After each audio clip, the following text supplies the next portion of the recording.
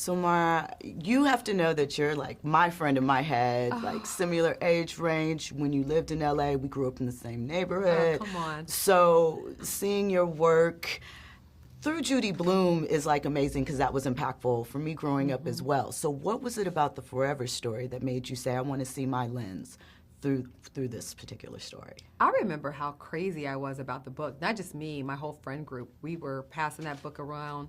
Pages were falling out. We were paper clipping it together. That visceral human feeling and excitement, you look for that to translate into any story, right?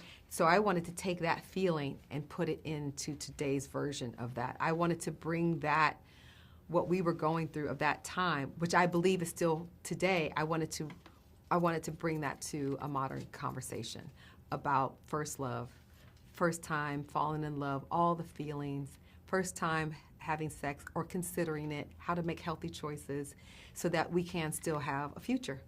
That's a universal story. That's universal all over. And I thought it would just be fun to look at that story through a Black lens, whereas Judy wrote such a beautiful, authentic story. I was able to project myself into the pages of that and use my details. Now I get to show you a little bit of what it could look like if the characters were Black.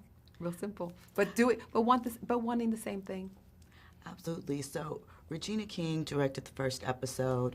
What was it like culturally reshaping this particular project together? Because you both are amazing storytellers and so great at telling our stories. When you want to do something right, you go get the best. And I really enjoyed getting an opportunity to have a project that would excite Regina to want to collaborate. And so us being able to put all of our details. Funny enough, where Keisha is from, we both are from that neighborhood. I know. And to put all of that love into the lens, into the details, into the references,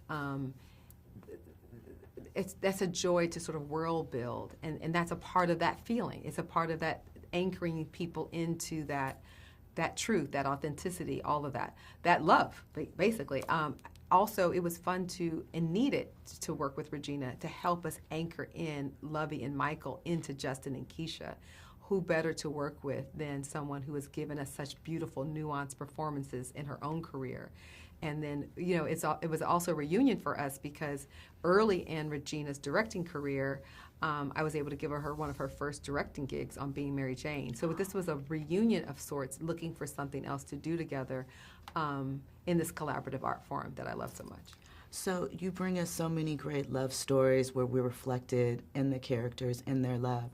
Where does Forever stand alongside that, or how do you want people to look at it as far as Black romance in those sort of conversations? I want them to delight in the scope and the intimacy, the epicness of our details, our culture, It's funny that there's this saying where people say, oh, they love our culture, but they don't love us. I think it's time for people to love us, and there's a chance to sort of, as we remember our first loves, as we engage as a global audience to think about love, there's an opportunity to love Justin and Keisha, which just translates to more love outside of the storytelling into real life. I think that's what great art can do, is make you look at yourself and then go live a life that is fuller and brighter because you have either read that story or watched that story.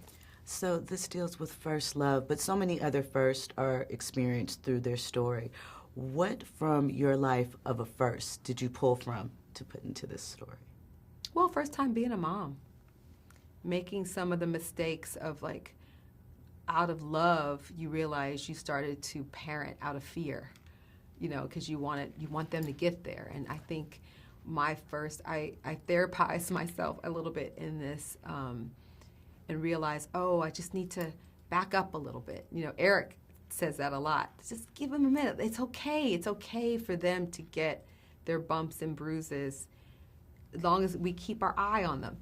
Our eye on them. And now I also have compassion for not only myself, but parents who parent during this time, especially during that time between Trayvon Martin's death and George Floyd's, where it felt like we were alone and screaming about the safety of our children. So I have compassion for myself, but it was a first time going through that. And how do we make that room? I think the other first that I brought in is just my first love. I remember the feeling of falling in love. It does not go away. You remember it. It's like if I just think about my first, I can immediately transport myself, and I can remember the music. And that's another thing that I wanted to bring into the series. This generation had a certain sound of music, and wanted to bring that into the narrative, which was even like the idea that young people could make a living and making beats. It's the SoundCloud era.